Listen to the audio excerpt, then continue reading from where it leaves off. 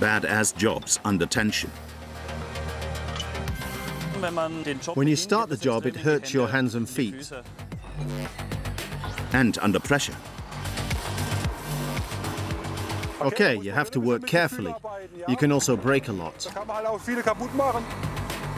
Let's move over slowly now. Staying cool is the order of the day. The forces that prevail there, a person would directly be severely injured. Stop! Here! Stop!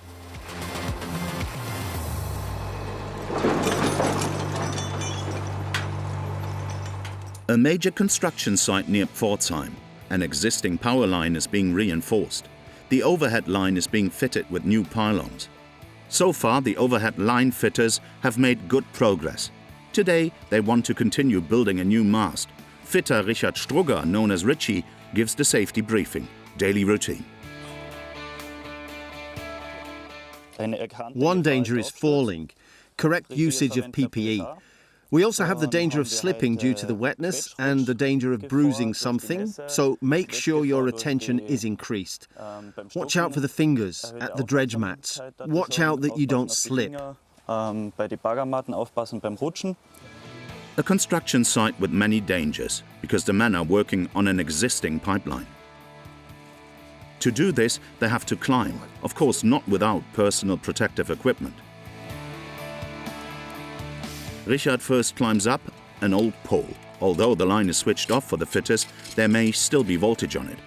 To be on the safe side, Richie checks it again with a voltage tester.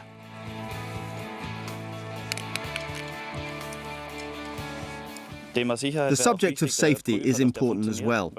The tester works. You cannot test with a broken tester. Therefore, also on the ground, look whether the tester works. Test whether it's slippery. That is the function check. Now we can see whether it's working.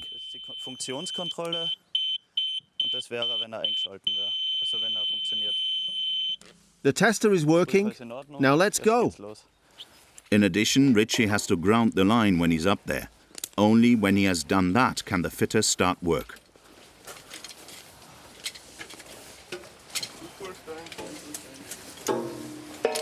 The colleagues are already waiting. This part of the line is only enabled until the weekend. Then it should go back into operation. The green flag indicates that there is no more power on the line on that side, so the men can work safely. Richie comes down again, because the real work takes place on the new building next door. The section is grounded, ready for work now. It's too warm for me. Mir ist jetzt eindeutig ein bisschen zu warm. The fitters started working on the new mast the day before. Today they want to finish it. 4 men are working at the top to receive and assemble the next tower joint.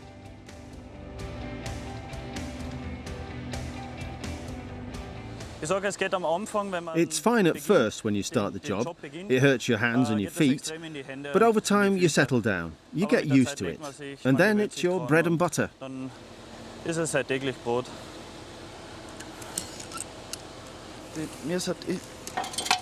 Richie follows his colleagues to the top. An important rule when working in the mast: never work on top of each other. That way you can't get hit by falling parts. Martin Heriger stays at the bottom. The senior fitter coordinates the work so that the component arrives safely at the top. Lifting is an interaction with the crane operator. He coordinates where we swing to, and one has the line in his hand and makes sure that it doesn't swing. When an inexperienced crane operator drives jerkily, this part also swings. After just a few minutes, the tower section is up. Now it's all down to the men at the top of the mast. Richie and his colleagues have to work well together to place the tower butt on the existing mast. Above all, they have to communicate a lot with each other, because there are many dangers during assembly.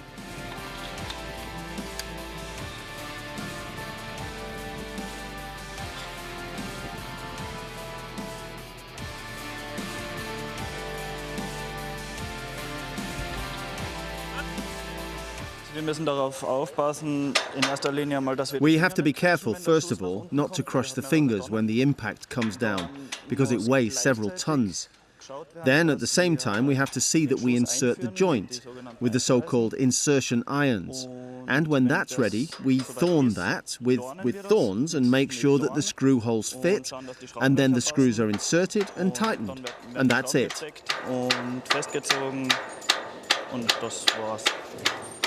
After slight insertion difficulties, the man can fix the tower pile. Richie has been doing the job for 5 years now. At first, working at height took some getting used to. You're just thrown in at the deep end. You have to learn to deal with all the safety, with the PPE, to trust a thin rope, to lean back and work. But I'd say anyone who doesn't have a fear of heights can definitely get used to it. Shortly thereafter, the part is mounted, but the men are far from finished. Next comes the first crossbeam. Brunsb&uuml, at the entrance of the Kiel Canal, lies the workplace of Sebastian Kesselhut and Jan Kuss. Where's the boat? Left? Left.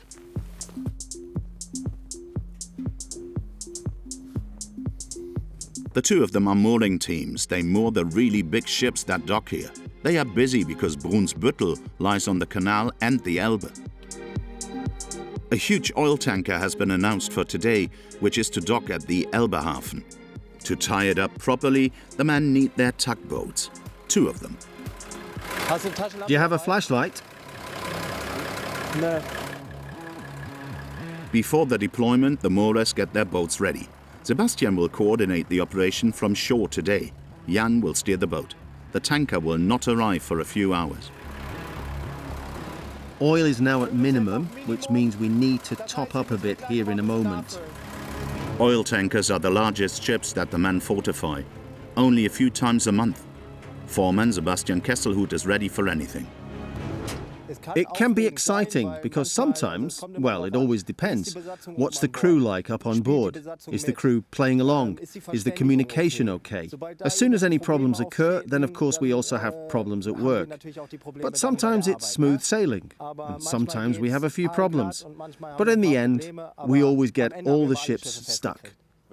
When we have a bit of a wave outside, our little boats also rock. And then the boat driver also decides afterwards whether he would continue or not.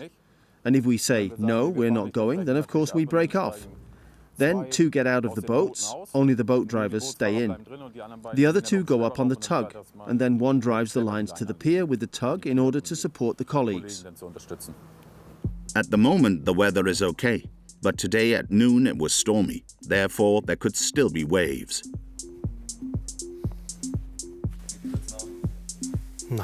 How much do I want? Half is enough. Fill it a little, then we can arrange tomorrow again. That's enough for today, for now.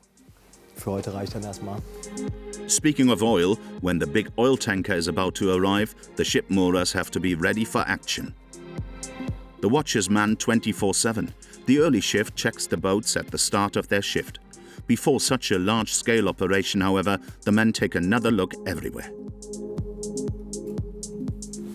Are we clear? Yes? Do we have stoppers?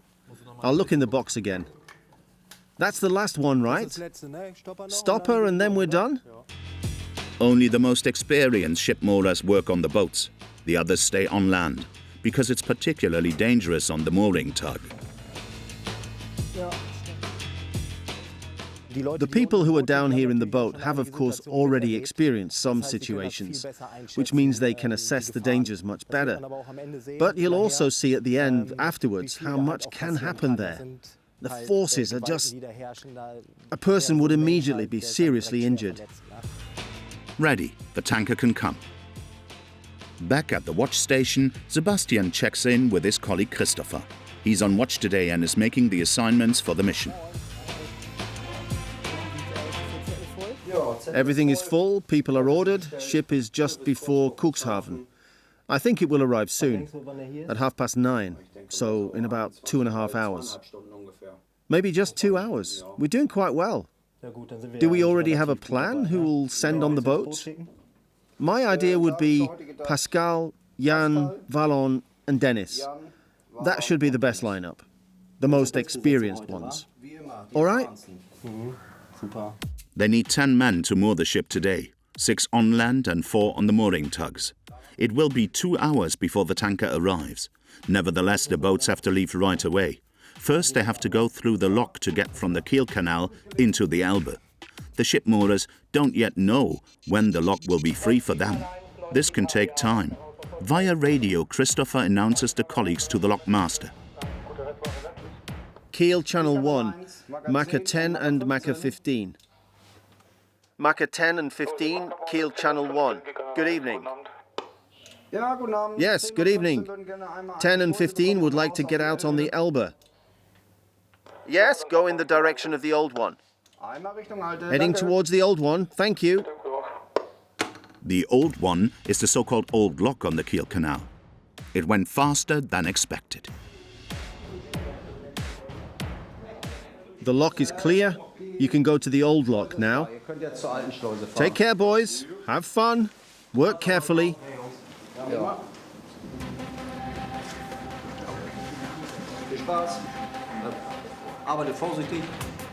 There are no routine jobs for mooring personnel. The job is too dangerous for that, especially at night. You just have to watch out a bit more in the dark. If there are any objects floating around in the water or something, you have to take a close look. But besides that, there's no difference. So it's generally the same thing we do. Financially, the dangerous job pays off. The men on the boats are paid night and hazard pay, known as boat allowance. The ship's moorers lose no time and cast off directly. Later, the colleagues follow them by car overland. The men don't yet know what awaits them today. Will everything go smoothly in this operation?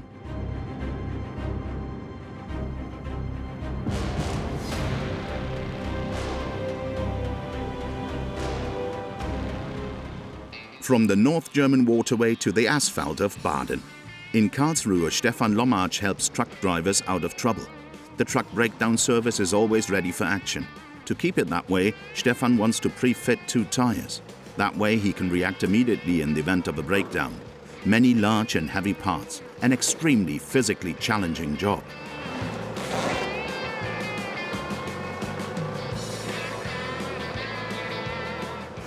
As long as I enjoy it and as long as I can. Of course I like to do it, but at some point the time will come when I'll say, it just doesn't work the way I want it to.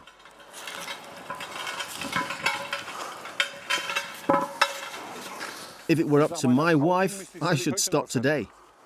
Stefan has been helping truck drivers in need for more than 20 years. He never forgets that he bears a great deal of responsibility in the process. He also remains highly concentrated during tire fitting. When you mount such a tire incorrectly or damage it during mounting, this can of course also lead to serious accidents. Those are straight front axle tires. When such a tire bursts, it can of course tear the steering wheel, and accordingly, it can then lead to serious accidents, yes. The experienced flat tire mechanic lubricates the tire with a special mounting agent. This ensures a better fit when the tire is pulled onto the rim. It also results in less damage to the tire.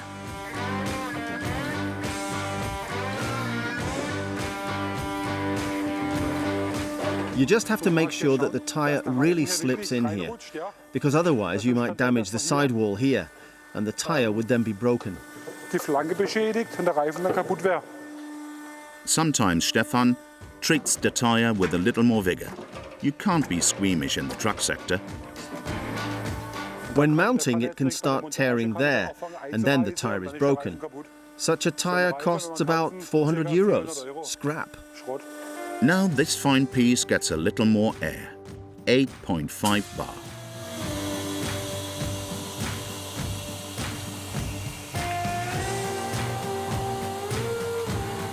So let's wait again until it beeps. Let's put the valve in and then we're done. A truck tire with a rim weighs up to 120 kilos. Ready. All right, Philip, I've got to go. We're getting an accident in right now. I've just got to answer a call. So, thank you. Bye. What? An excavator? Otto Böhler, Lamach. Morning. Stefan has a rare assignment. He has to rescue an excavator from an emergency situation. In the truest sense of the word, the excavator has tipped over and is lying on its side. The breakdown mechanic wastes no time. Stefan Lomacz used to drive a truck himself and later became self-employed. After an accident, he was on sick leave for 4 months and came to the breakdown service through an acquaintance. A direct hit. I'm a passionate gearhead. As a hobby, I privately work on cars. And I have mopeds and cars and a boat, everything. I just work on them as my hobby. And during the day, I work on those vehicles. I just also passionately like to drive trucks. 20 minutes later, Stefan is at the scene of the accident. The way it looks here, we're going to have to block the road. Stefan immediately inspects the damaged excavator. If everything goes smoothly, he can set up the vehicle again directly with the help of his breakdown vehicle. If not, it will be time-consuming.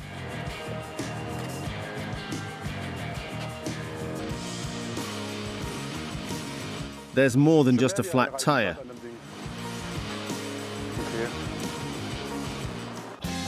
In Pforzheim, 40 kilometers away, the overhead line installation has so far gone off without a hitch. Martin Heregger supports his colleagues from the ground. He often climbs himself as well. Of course, when it's raining and there's such a mess on the ground, I'd rather be up. But if the guys upstairs do their job well, you're happy downstairs too. That is, when you see that something is going on and everything is working. So far, everything's working. The man deserves a break. And so fitter Richie also comes down again. Great day, nothing happened. Well-deserved lunch break, I'd say. In the morning it was still raining. Now the sun comes out. I was dressed way too thickly. Now it's hot inside and I didn't even need it. While Richie is already going on his lunch break, his colleagues are taking care of the first truss, which is to be assembled after the break. The men attach the crane chains, which are used to lift the part right up. Initially, the fitters only want to lift the boom a little to see if it hangs straight. If not, they will have to re-hang the part again.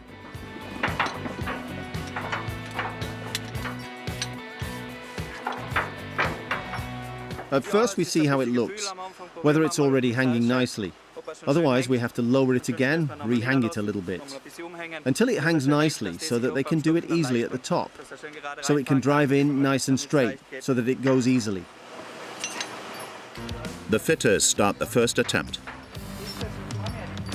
The men examine their work with a critical eye. They don't want to get sloppy. The more neatly the fitters work on the ground now, the better their colleagues in the mast will manage later. They're not completely satisfied yet. As you can see, we've now hung up the cross. Now we have to re-hang it a bit, because we are hanging a bit crooked. But if we hang the cross a bit further forward, then it should fit for the afternoon. Along the way, they fit the crossbeam with the crank wheels, with which they later want to deflect the winch cable. Together, they take another close look at the boom.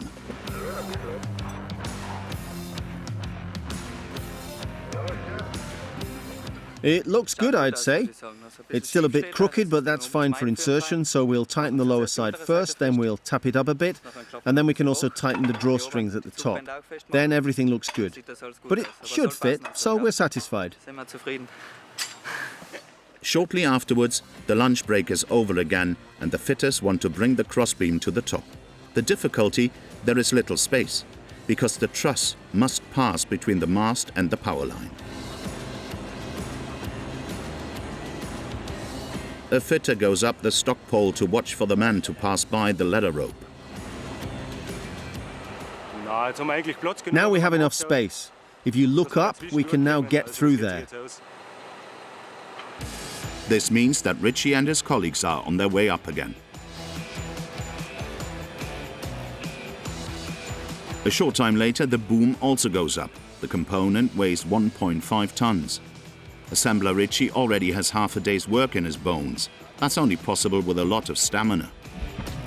The work that we're doing right now is pretty physically demanding because you have to take the heavy tools and the heavy belt up there every time. Otherwise, I'd say we get used to it when we do it. So you just become, let's say, more stable. To ensure that the component arrives safely at the top without swinging, the fitters on the ground guide the boom from below with the rope.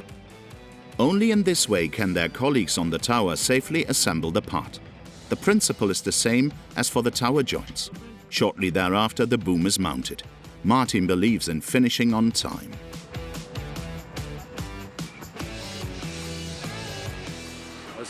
So we're well on schedule.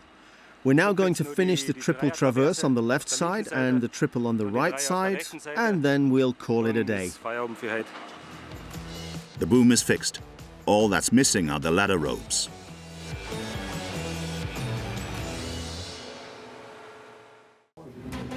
Meanwhile, in Brunsb&uuml, the shore crew of the mooring team has arrived. Hi there. Here's the arrangements for today. Wolfgang, as always, in the tractor in front, together with Finn in front, and with Agnet, who will be coming soon. And in the back is Alexander with Jan and with Michael. All right. And Frank is the foreman today. Mooring is not an apprentice profession. Many of them have seafaring experience.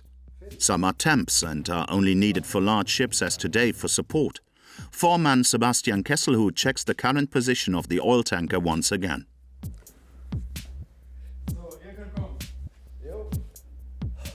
Yes, I'd say we can go now. The tanker is now across the lock. Let's get ready and get going. Let's go.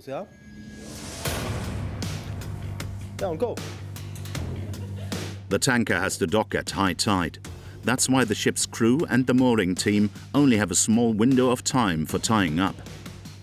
The ship moorers drive to the Elbe harbor in a van. The trip there takes less than 5 minutes. The tractor will also be needed later.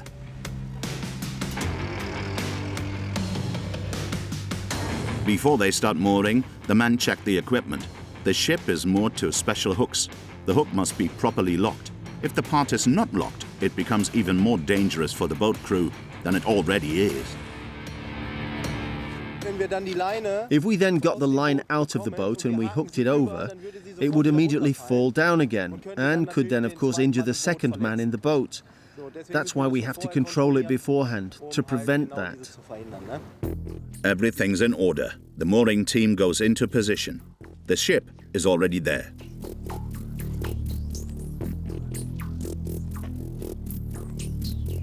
The mighty tanker is 249 meters long and 44 meters wide. Sebastian is fascinated. Yeah, and I've been doing that ever since I took my vacation here in the north, because I'm originally from the Ruhr area.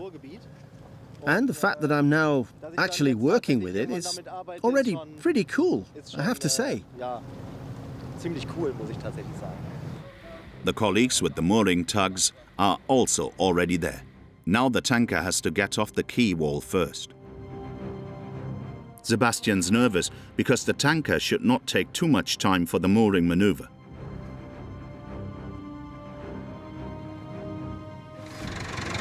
I hope we'll be in position quickly so that the boat can pull in immediately and get the first line. Because the more delay we have, at some point the tide starts running again, and then we have the problem that the boats have to fight the tide all the time. Right now we have backwater, which means the water isn't moving at all. The operation for the boats is about to begin. Slowly the tanker pushes up against the quay wall. The mooring tugs still have to keep their distance. The tanker's powerful bow thruster churns up the water so strongly that the small boats could capsize in the worst case. Then the first fore rope will be fetched. He's playing with the bow beam. Nansen, spirit for the mooring lines. Please do not go to the bow thruster when they are working with the boat in front.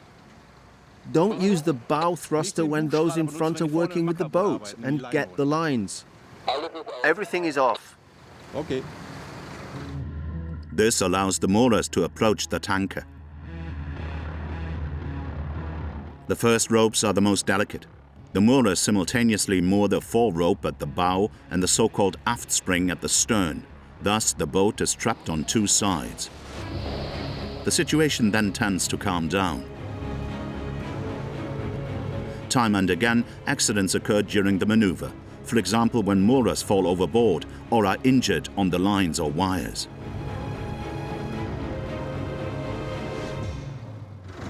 Most of the injuries that we have are actually bruised hands, which happens relatively quickly, especially when it's dark. You reach in somewhere, in a line, in a wire, and then you quickly get bruises or any injuries to the hands. The first part of the maneuver works perfectly. The men use the boat to bring the rope to the quay wall. There, the colleagues on shore take over right away. Foreman Sebastian keeps a close eye on his colleagues on the boat. One thing at a time.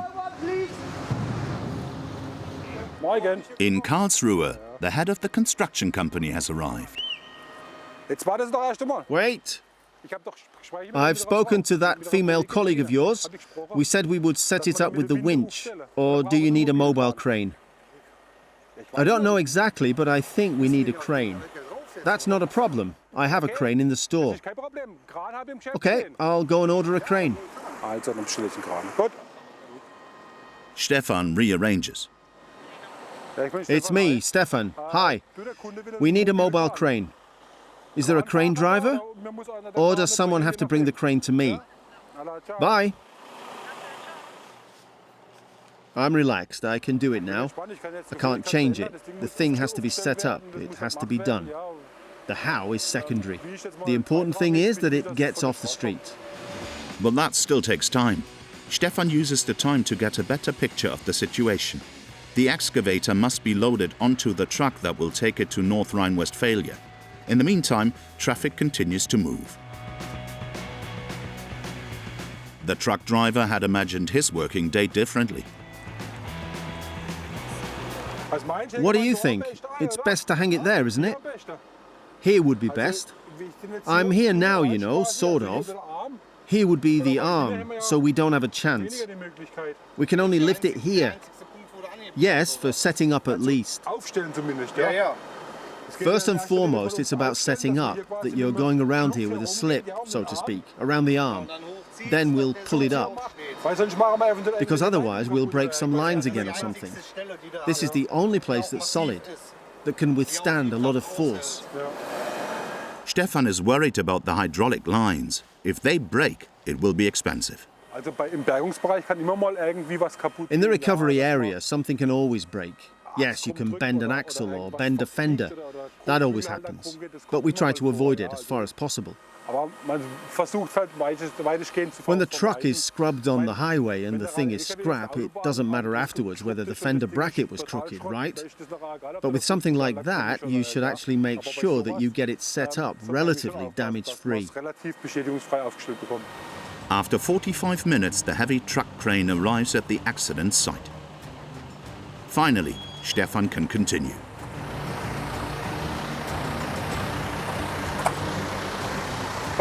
You made it. You got through. Okay. So let's start setting up the crane, Michael. When you're there, take out as many timbers as you can, always at least 3 timbers.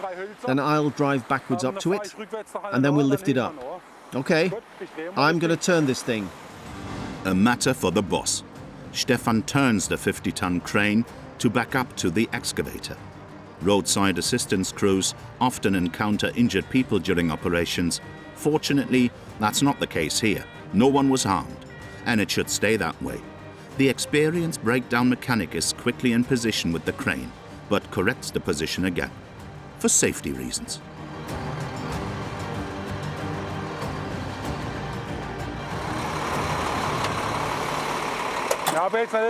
Yeah, of course, I've now moved the crane forward again because we have to check the angle of impact by setting it up. For safety reasons, I therefore moved the crane forward another metre so that it wouldn't fall into our own car. That was actually the reason why I moved it.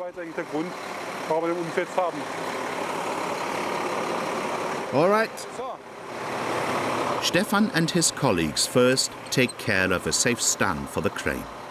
The majority of his missions are truck breakdowns. Such a damaged excavator is a rare occurrence. Stefan is sure that only one thing could go wrong. The crane is too weak for it. The vehicle has to leave the road quickly. The customer also wants the excavator to leave as soon as possible. Stefan knows that he can't let stress get to him. The powerful crane can lift up to 70 tons. Colleagues could injure themselves on the crane chains.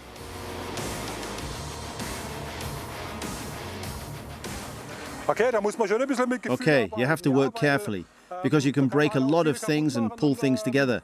You have to be careful. A bit. Stefan only wants to set up the excavator for the time being. The next step will be to put the machine on the truck. His colleagues attach the crane chains to the sturdy nylon noose that will raise the excavator. The machine weighs 15 tons. The breakdown assistant always has his colleagues in sight.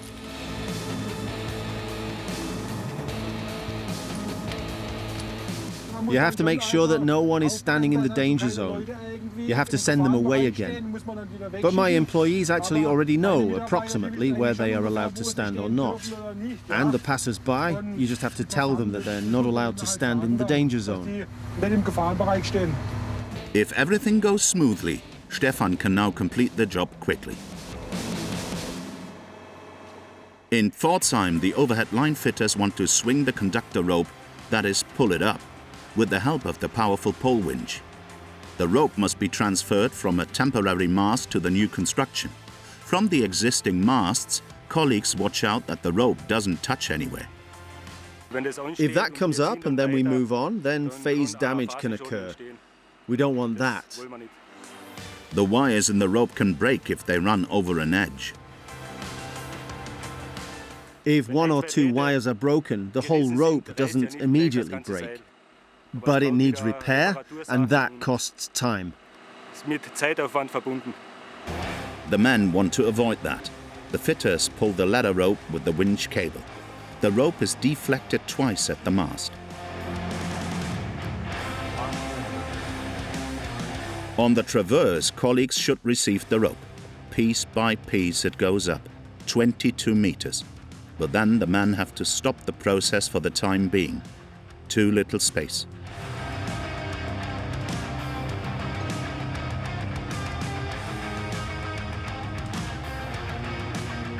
Up there, the traverse is in our way.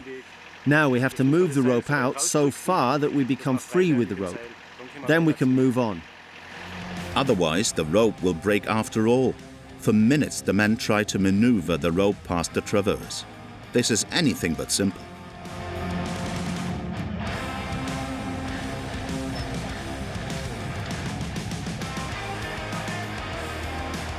If I slack off again, it's going to get sillier, right? Martin supports his colleagues as best he can from the ground. The fitters realize that it won't work like that.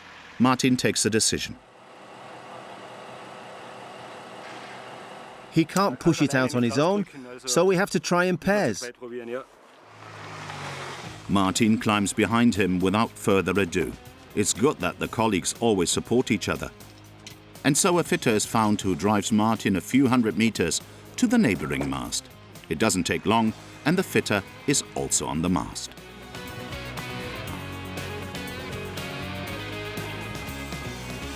In pairs, the men try to push out the rope to get past the traverse.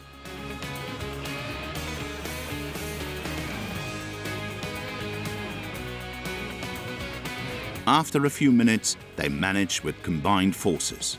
The way for the rope is free. Now we swing the phase up onto the boom. The colleagues have made it. The ladder rope is up and in one piece.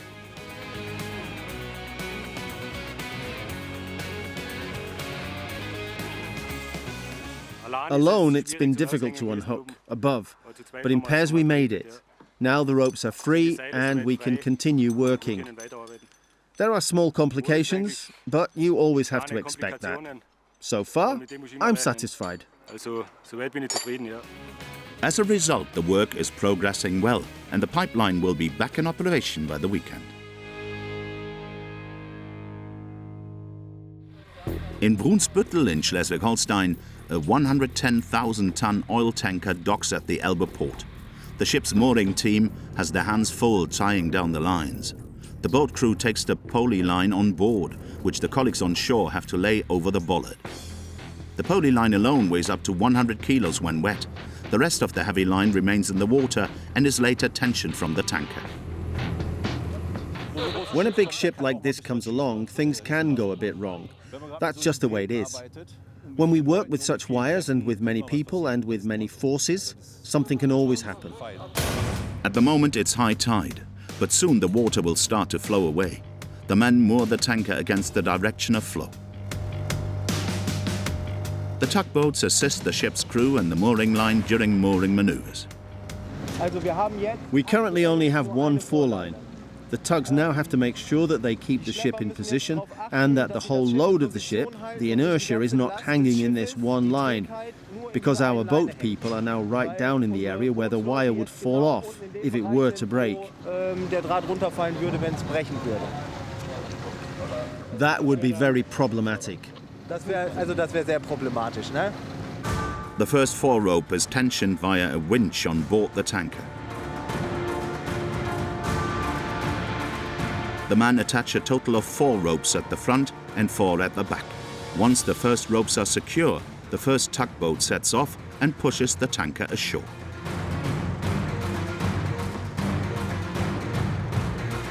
The men with the small mooring tugs have the greatest risk, because the greatest danger comes from the mighty ropes.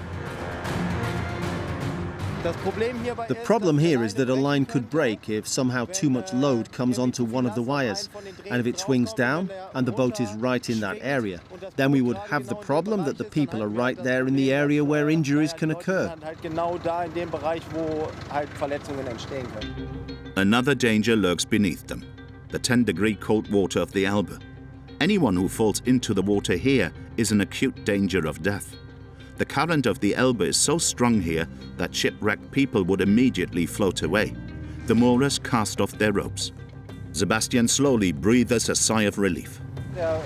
The front tugboat is now loose. It's now lying on its side, and we can now tie off the rest of the lines. So that means that the ship is now also safely in position. It's not going to move anymore. 20 minutes later, the men tighten the so-called breast lines, which are attached to the side. Now the tractor comes into play, because the line must be pulled very far. The vehicle makes it much easier for the man.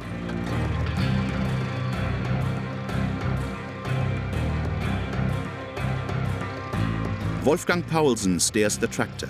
He's actually already retired, but still likes to help out. The ship's moorers never stand between the rope and the ship, because it's life-threatening if the rope breaks. That's the heaving line, the thin line that we would normally use to pull over by hand. There's our jolly rope on top. They attach the jolly rope with a good line, and then we can pull with the tractor without worry.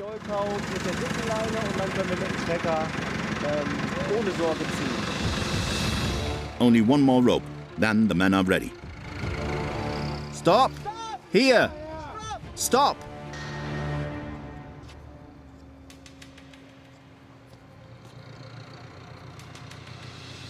Of all things, the last rope causes problems, or rather, the connector between the rope and the wire, because it hangs on the mooring hook.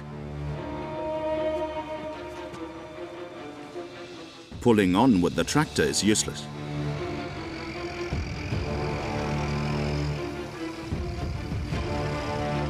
You want us to heave up? No, the problem is we need to shift the hook a little bit more in this area, you know? Okay. It's no use. The moorers have to start all over again.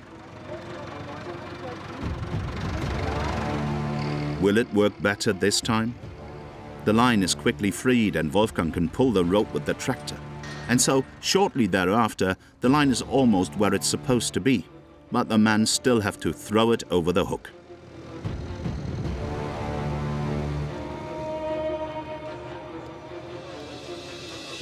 It must be pulled up again so that we have the fenders at the bottom, so that it doesn't get tangled with the wire.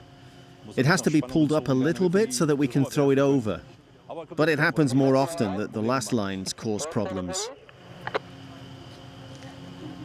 One final major effort. The mooring took an hour and a half.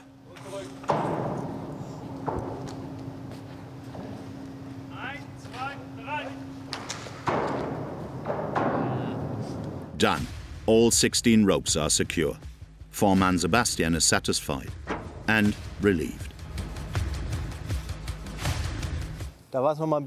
It was a bit exciting again, but I mean, that's part of it. We've had a few problems, and sometimes people shout a little louder or scream, so then there's a bit of excitement. But actually, there's nothing major. So it wasn't a dangerous situation or anything. The tanker remains in port for a day and a half. Then the ship's mooring team will have to untie the ship again. But that's much easier. A heavy vehicle is also well moored near Karlsruhe. Breakdown technician Stefan Lomacz restores a 15-ton excavator that had tipped over, with the help of a powerful truck-mounted crane. The breakdown mechanic remains highly concentrated.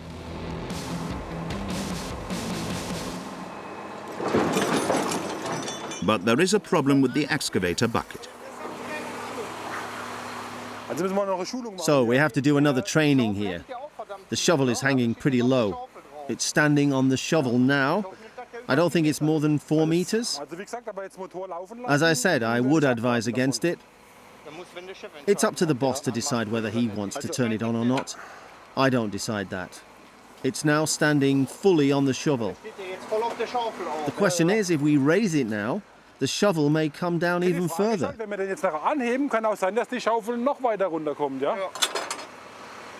This means that the excavator cannot be transported safely on the truck, because the arm is too low and therefore pushes the machine up.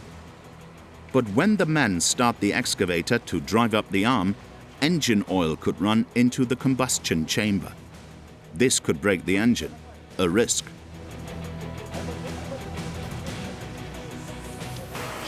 Boss says, turn on.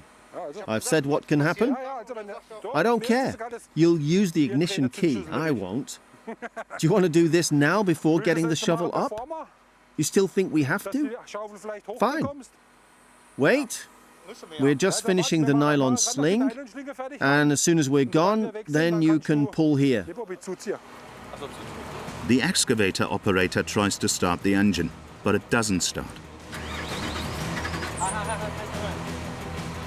It's smoking. That's usually a good sign. And if it still starts and you can operate the hydraulics, then everything is good. That would be perfect. We would get rid of that one too. It's getting better. Yep.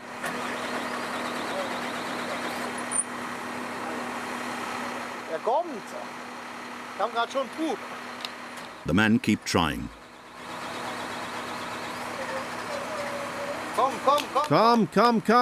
Come. Hey, it's smoking. Just do nothing. Just let it run. Do nothing. It needs time.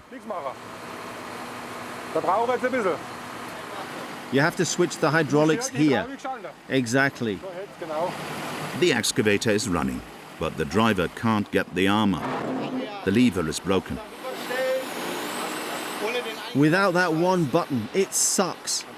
It's ruining the asphalt. Without the one lever, you can't get the arm up. And so I can't get it loaded either, which means we have to put it on its side and then it has to be repaired before I can move it. That means it's going to get some new tires too.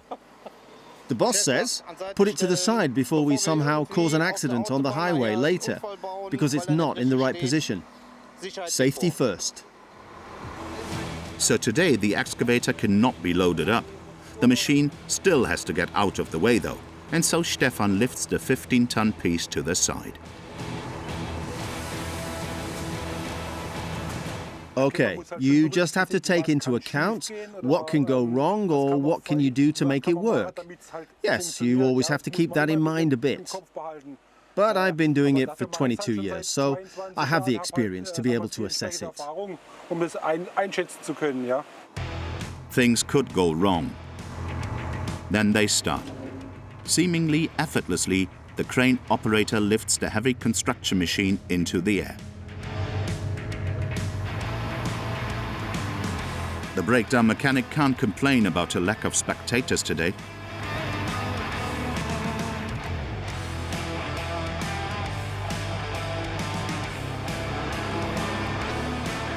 Let's move over slowly now. When he swings over, Stefan has to be especially careful so that no one gets hurt, particularly his colleagues who actively support him. Not much more is needed until the excavator stands securely.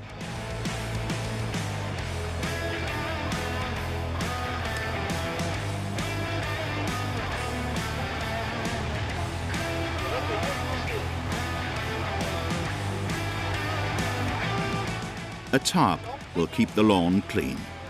Escaping oil and fuel could contaminate the ground.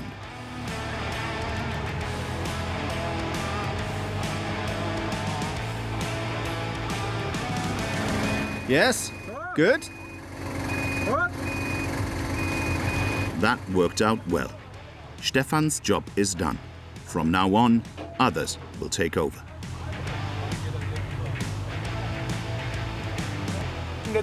Now a service comes and does the repair, and then they'll probably transport it away.